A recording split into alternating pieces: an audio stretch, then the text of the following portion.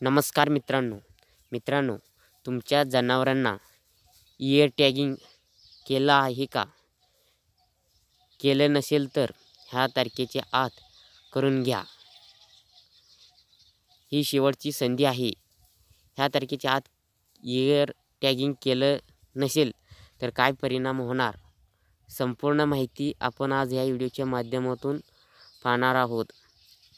तर व्हिडिओ कुठेही स्किप न करता शेवटपर्यंत पहा. आर्बीटेक मराठी यूट्यूब चॅनलला सबस्क्राईब केलं नसेल तर आता सबस्क्राईब करून ठेवा आणि जास्तीत जास्त शेतकऱ्या मित्रांपर्यंत हा व्हिडिओ शेअर करा. असे महत्त्वाचे व्हिडिओ आपल्या चॅनलवरती डेली भेटत राहतील. तर चला मित्रांनो, व्हिडिओ सुरू करू.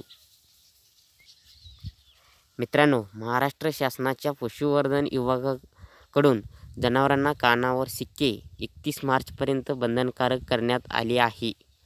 भारत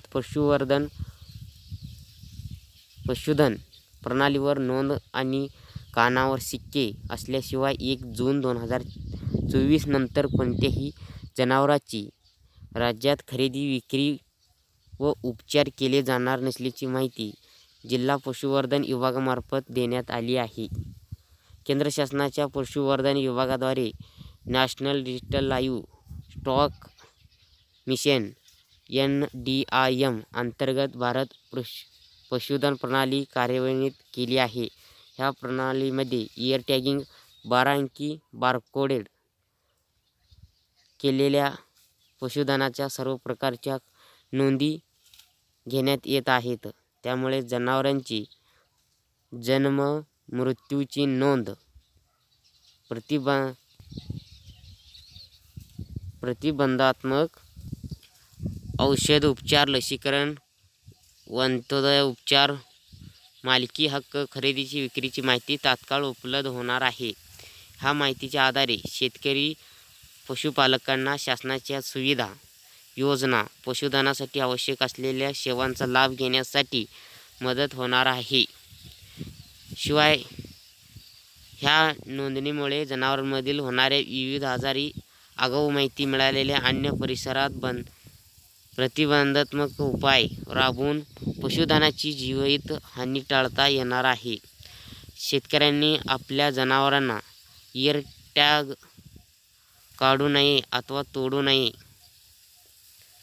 जनावरांचा टॅग पडला असेल किंवा जनावरांची नवीन खरेदी केली असेल तर नजीकच्या पशुवैद्यकीय दवाखान्यामध्ये त्यांची नोंदणी करून घ्यावी. भविष्यामध्ये येणाऱ्या पशुधनाच्या योजना ह्याचा लाभ घेण्यासाठी ही नोंदणी आवश्यक आहे. कत्तल रोखण्यासाठी चोरून जनावरांची वाहतूक करणाऱ्यावर बंधन येणार आहे. कोणत्याही प्रकारच्या जनावरांची इयर टॅगिंग शिवाय वाहतूक केल्यास संबंधित वाहतूकदार, जनावरांचे मालक ह्याच्यावर कारवाई होणार आहे. नैसर्गिक आपत्ती, विजेचा धक्का तसेच वन्य पशूच्या हल्ल्यामुळे मृत्यूची पडलेले जनावरांचे टॅगिंग असल्याशिवाय मालकांना नुकसान भरपाई मिळणार नाही. जनावरांच्या विक्रीकरिता वाहतूक करताना राज्यातील जनावरांचे टॅगिंग असल्याची खात्री करूनच पशुधन विकास अधिकारी, पशुसंवर्धन सहाय्यक आयुक्त आरोग्य प्रमाणपत्र व वाहतूक प्रमाणपत्र देणार आहेत. जिल्ह्यातील एकूण पशुसंवर्धन गाय वर्ग 3,24,756 गाय आहेत. म्हैस 4,93,998 म्हैस आहेत. शेळी 4,54,125 शेळी आहेत. मेंढी 1,30,754 शेळी आहेत. तर मित्रांनो, अशा प्रकारे जनावरांच्या कानाला इयर टॅगिंग केलं नसेल तर एवढी सगळी समस्या होऊ शकतात. ह्यामध्ये आपले मेन पॉईंट सांगितलेले आहेत. ते तुम्ही नीट जर लक्ष देऊन व्हिडिओ पाहिला तर तुम्हाला समजून जाईल आणि लवकरच 31 मार्चच्या आत तुमच्या जनावरांना इयर टॅगिंग करून घ्या. कोणतीही समस्या येणार नाही. ही भविष्यात एक इयर टॅगिंगचा महत्त्व असणार आहे.